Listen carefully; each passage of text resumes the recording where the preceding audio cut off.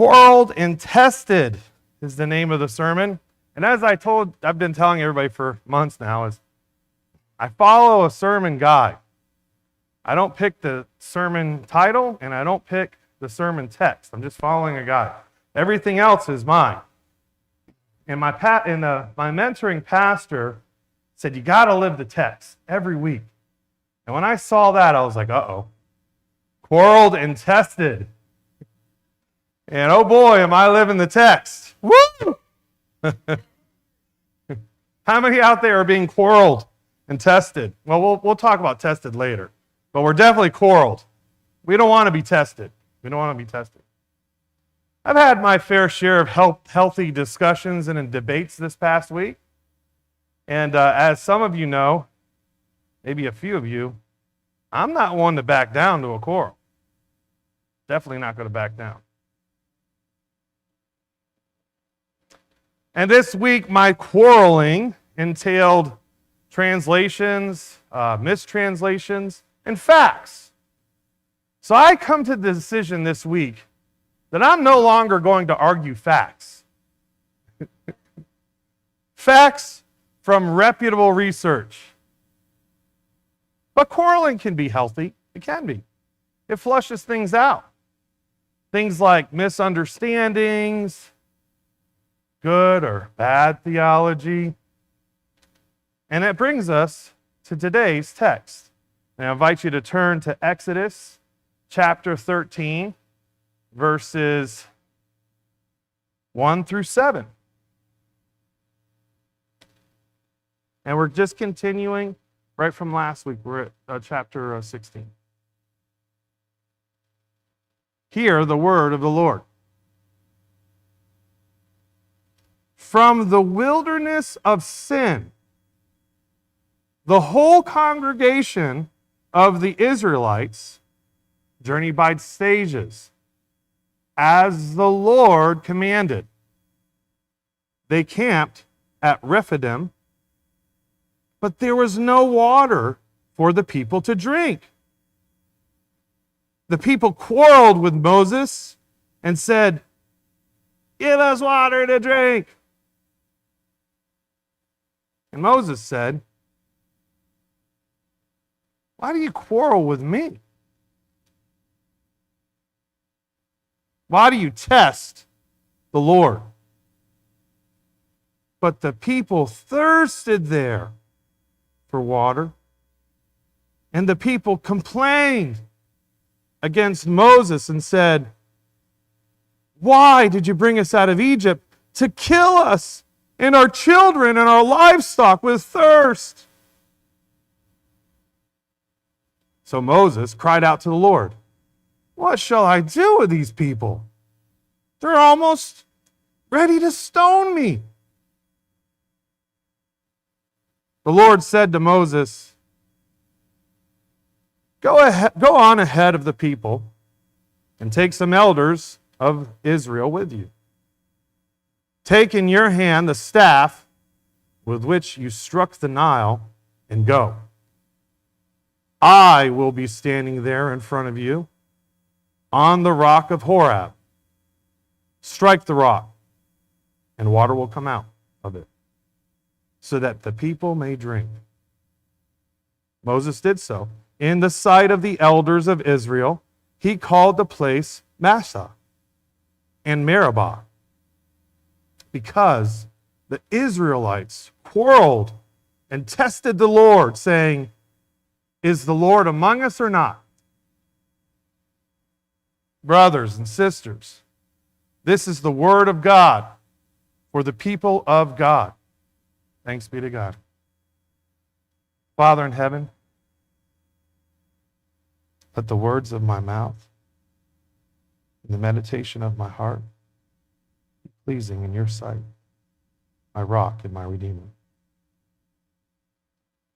As I told the kids, we're just going to go through this with using the examples and non-examples. And I thought it'd be great to start with the non-example. God's people. The Israelites. The entire congregation. Which leads to my first point with non-examples. God has led them. God has led them exactly where you are. And where has God led the congregation? Directly to a place where they can't have water. What's up with that?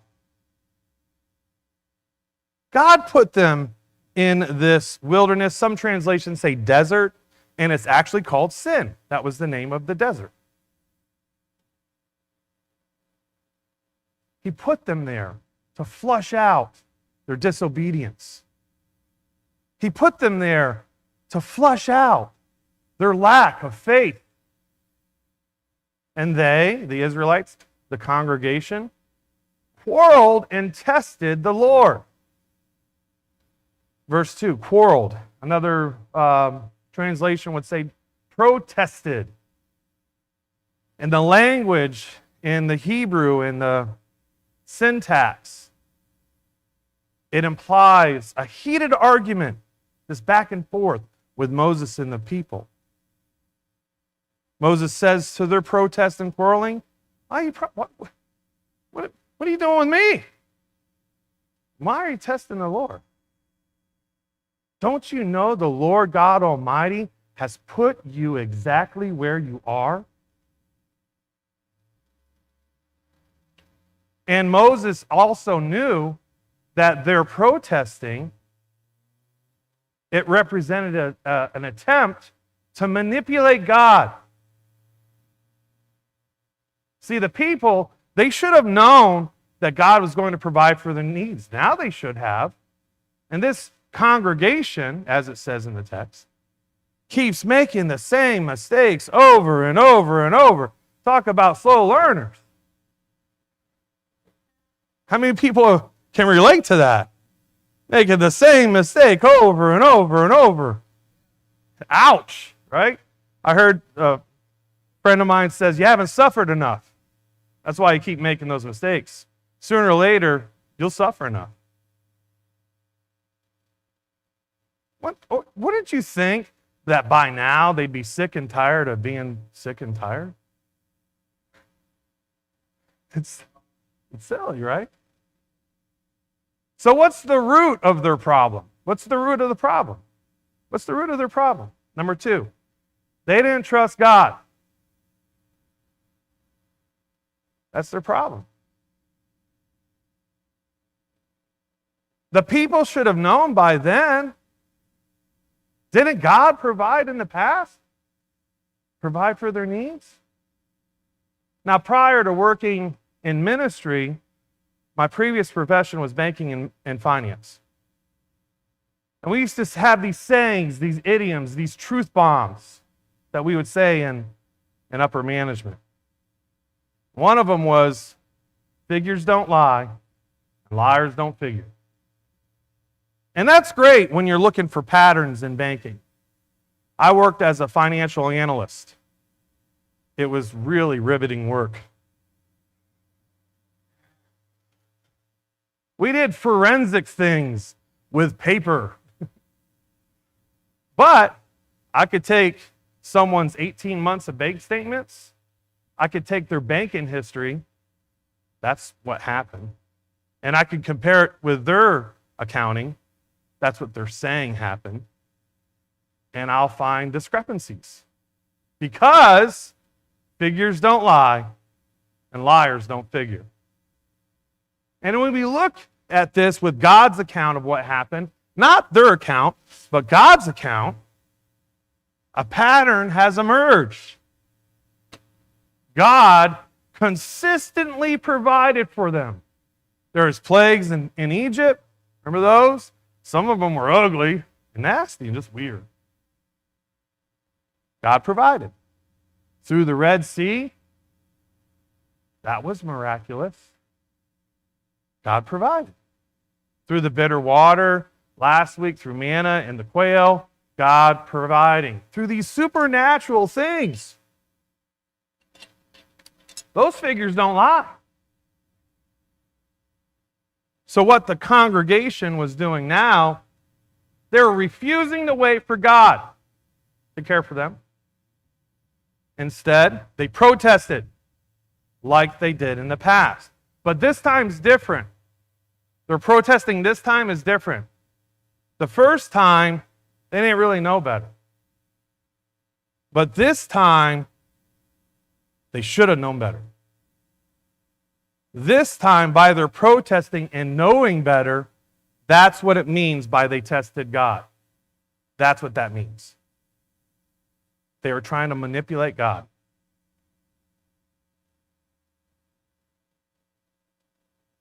Which leads to the third point of the non-example. The people tested God. And this represents a horrible and sad mistake against Israel, putting God to the test. You find that in verse 7. They put him to the test. Testing God, according to the scholars, is demanding or expecting him to do something special for you, something that you haven't earned or don't deserve. And testing God always involves some degree of doubt. What does this sound like? Lord, if you make this light green, I promise I'll go to church. Oh, you didn't make it green, I don't have to go to church. Or, in our present circumstances, we don't deserve this. God should do a better job of providing my needs. I don't want to be fed like this. I don't want to be watered like that. Because it's about me, me, me. Wah!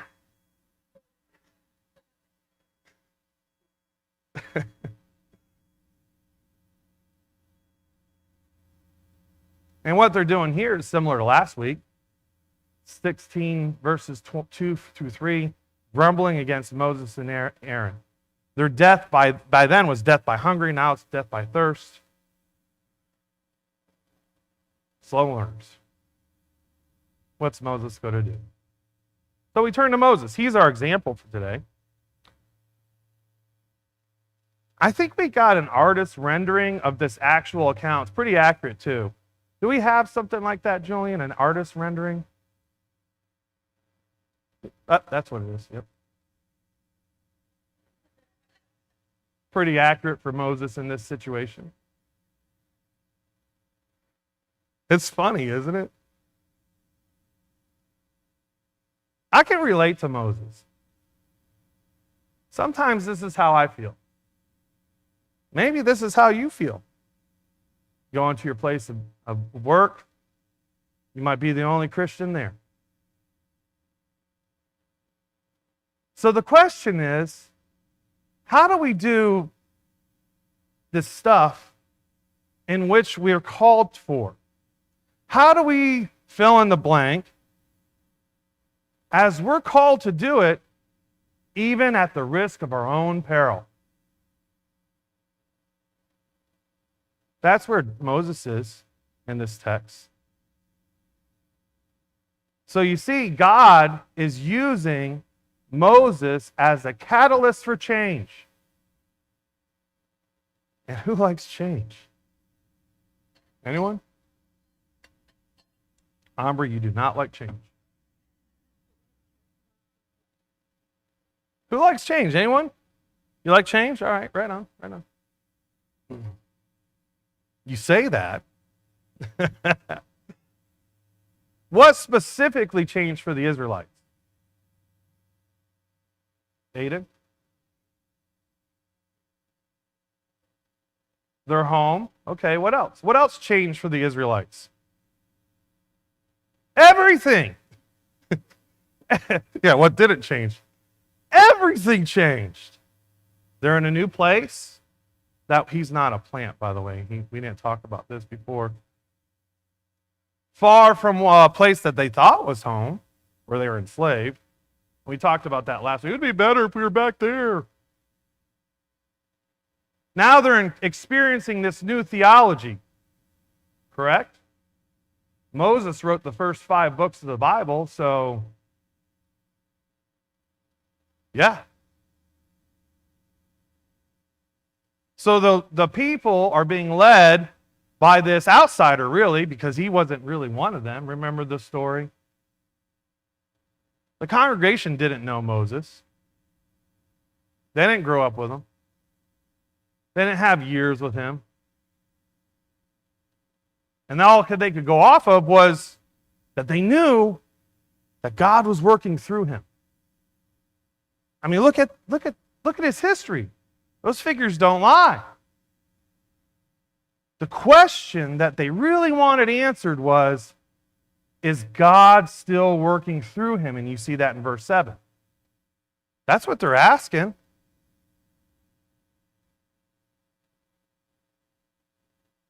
So they're not only testing God, they're testing his agent. So what did Moses do? Well, number one, he turned to the Lord. It's his battle. That's what he did. He turned to the Lord to address these people's attitudes. Lord, what am I going to do with your people? Your people.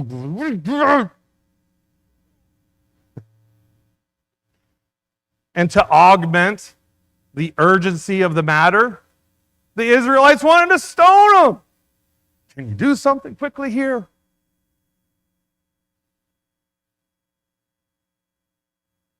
But it was more than that. It was more than that, because Moses' urgency was for his people too. Not for watering them, for their mindset. He was guilty just like the people. Bye, Cal. Good luck on your appointment. He wanted to know. He wanted to let me know that he had an appointment. Wasn't anything I was saying. Yet.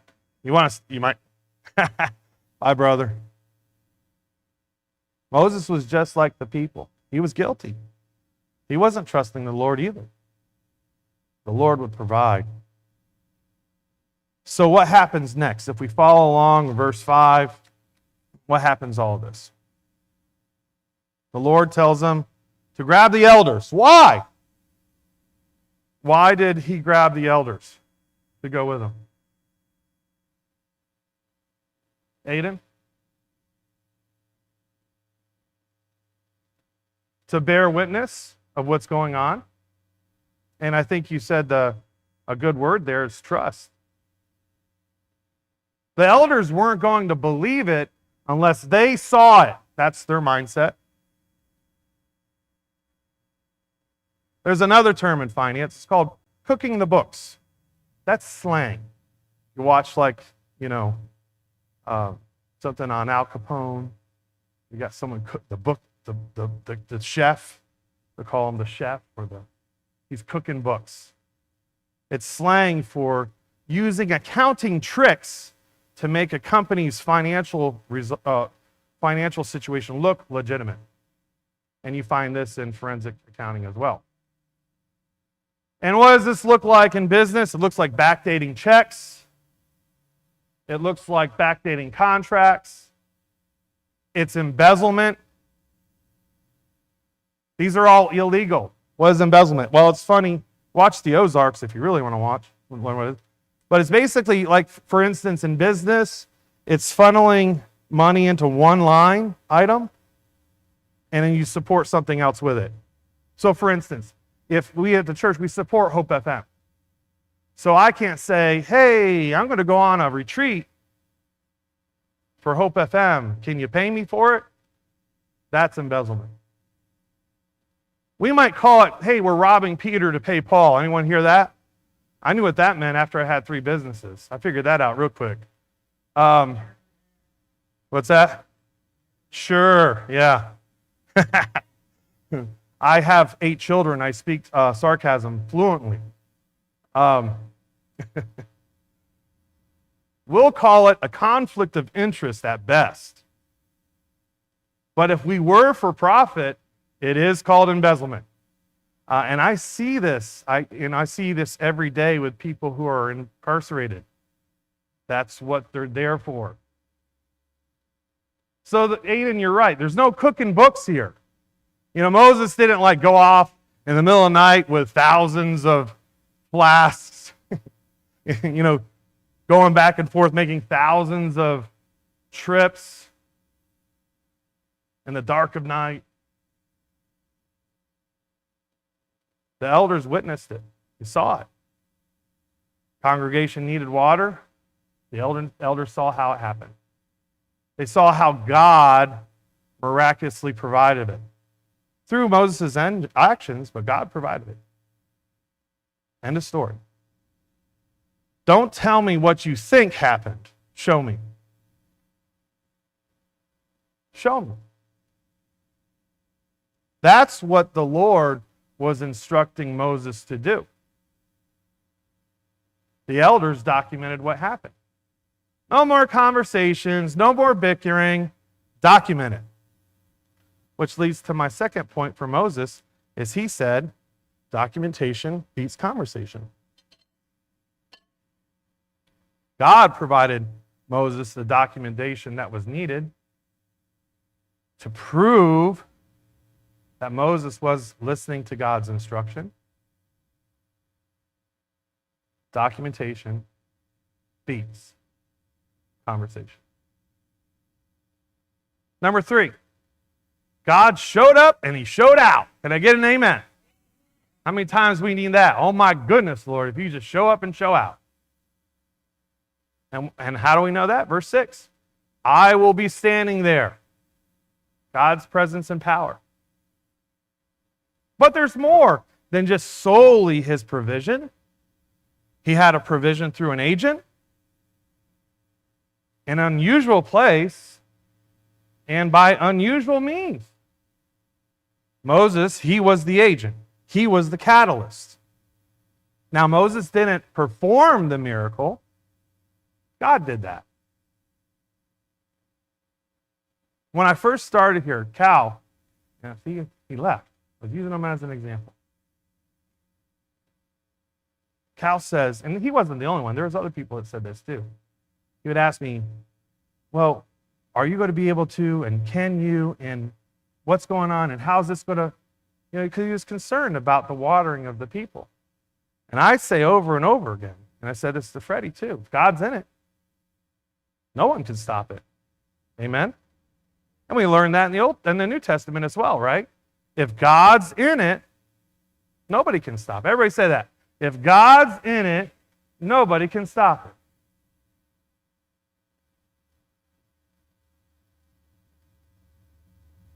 We got to let God be in it, though. There's that part.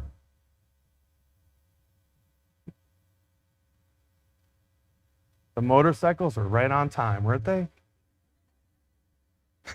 Calling me. And boy, is it a nice day for that. So we got the person acting as an agent. He's the catalyst.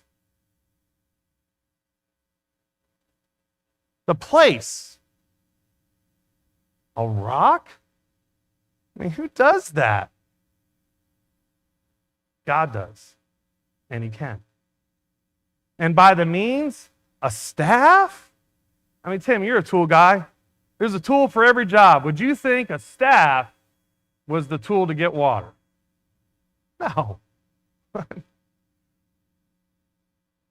It's no 10 millimeter. So, how do we apply all this? All this stuff, how do we apply it? First thing you need to answer to yourself is quarreling worth your serenity? That's a warning from Pastor Daddy here. Is it that important? And this, God bless you. The second thing you need to address are you the one who is called to address it? Now that's one that I struggle with something because I think I can do anything. I mean, that's not healthy. But it's the wisdom in knowing if I'm the best person to do this. Did God call you specifically for that? I met with a young man this week who's contemplating ministry.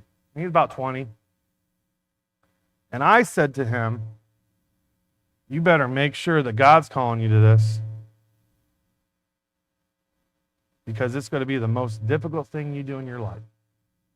I work with prisoners. Deadly. That is really easy compared to ministry. So if you answer those two questions,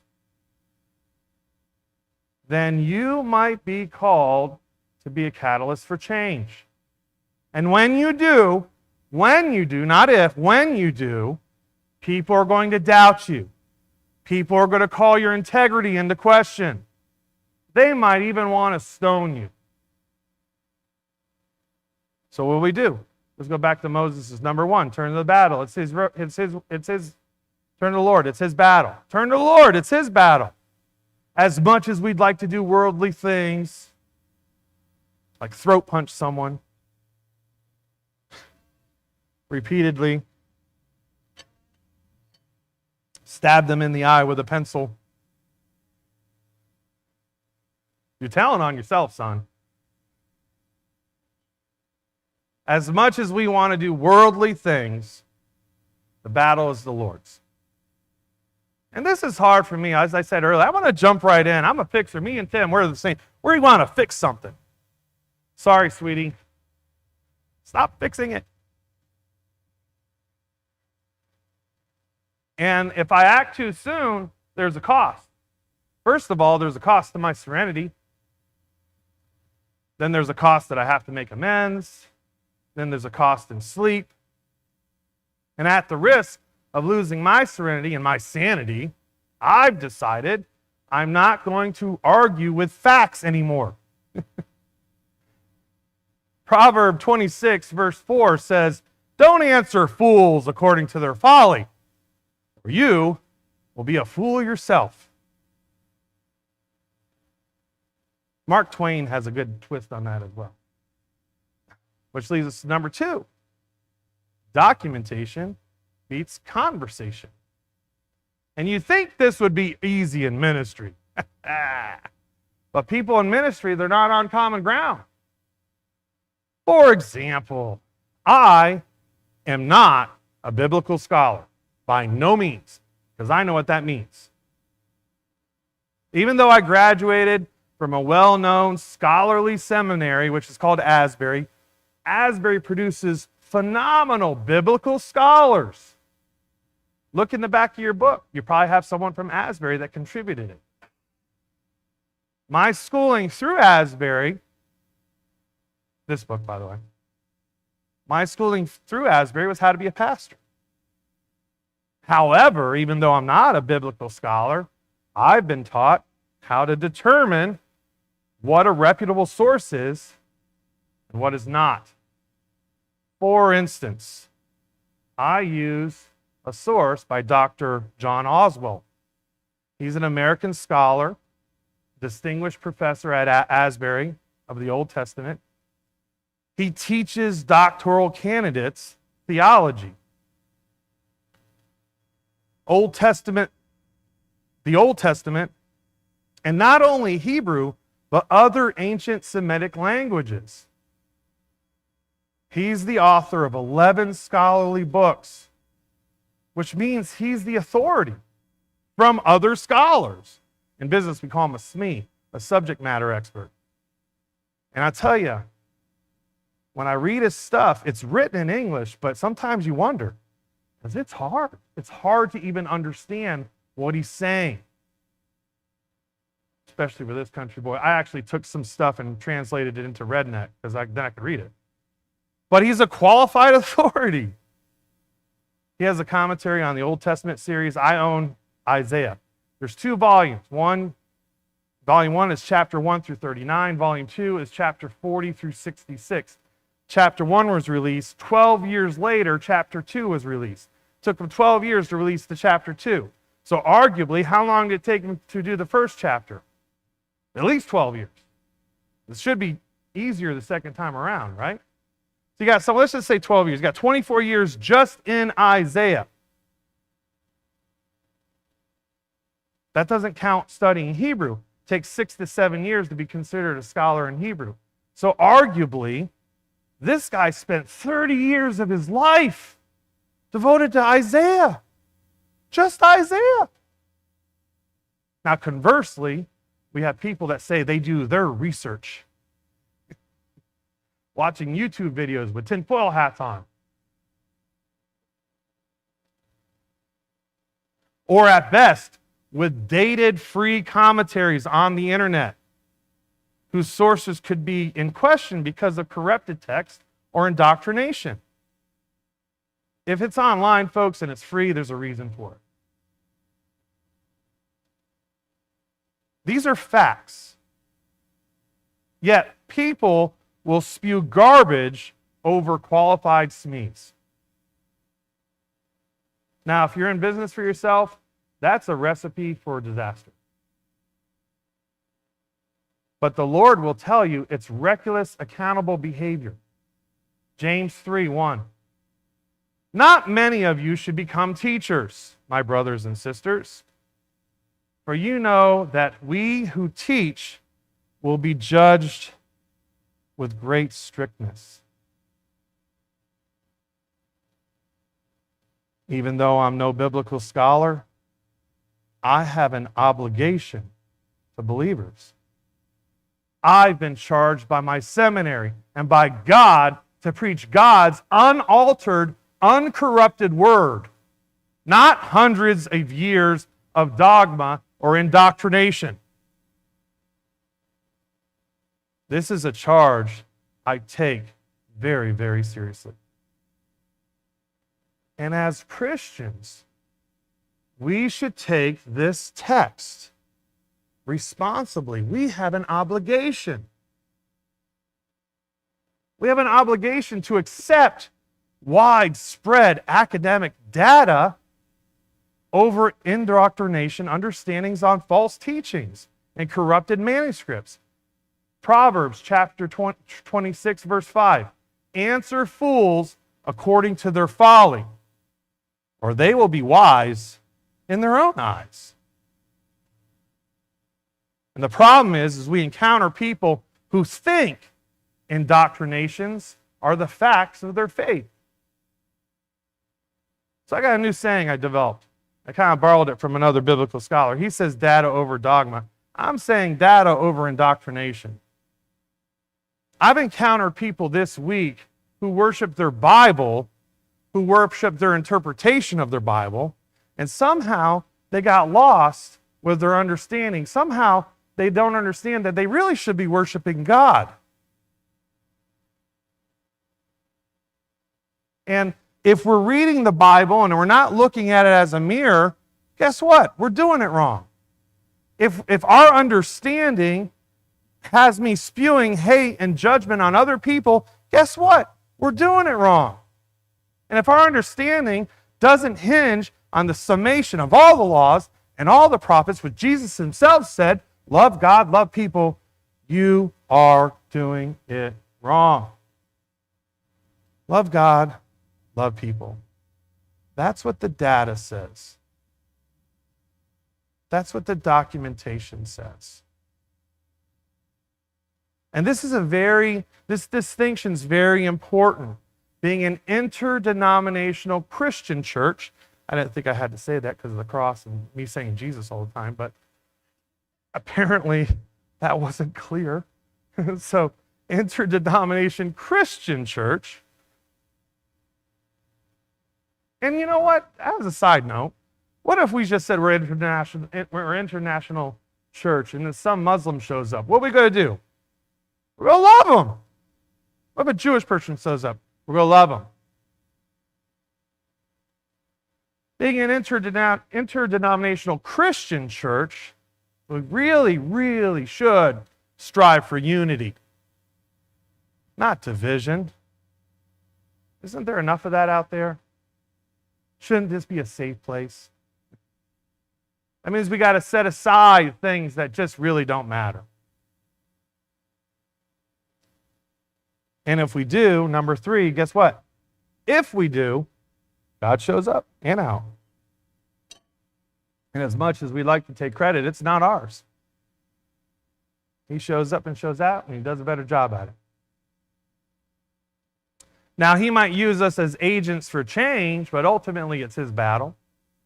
And when I realize I'm spending far too much time quarreling over something that really doesn't matter, I take a step back.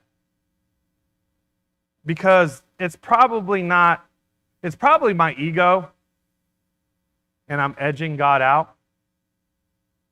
Or worse, the quarrel itself has become my idol.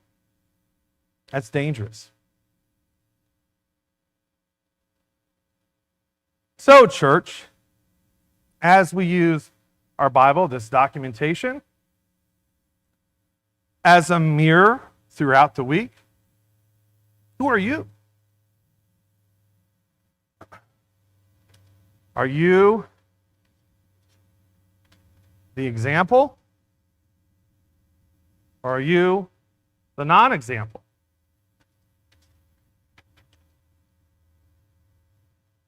Or can you see the examples and the non-examples in your walk? You know, they have a tell. You can see it. It's by their documentation, which we also call fruit. If they've been in ministry for years and they're the only ones doing it, that's documentation too. A lack of documentation. So seeing either this documentation or lack of documentation, are you being called to be the catalyst for change? Is the quarrel worth engaging in? Or is it a fool's errand? Is it with people who just simply don't trust God? Or is it people in which they're testing God? If so, turn to the Lord. It's his battle. But you still got to do your part, by the way, which is possible things. God takes care of the impossible. And then look back, sit back, and look up what God's doing. And he'll show you documentation. Sure does beat conversation. Thanks be to God.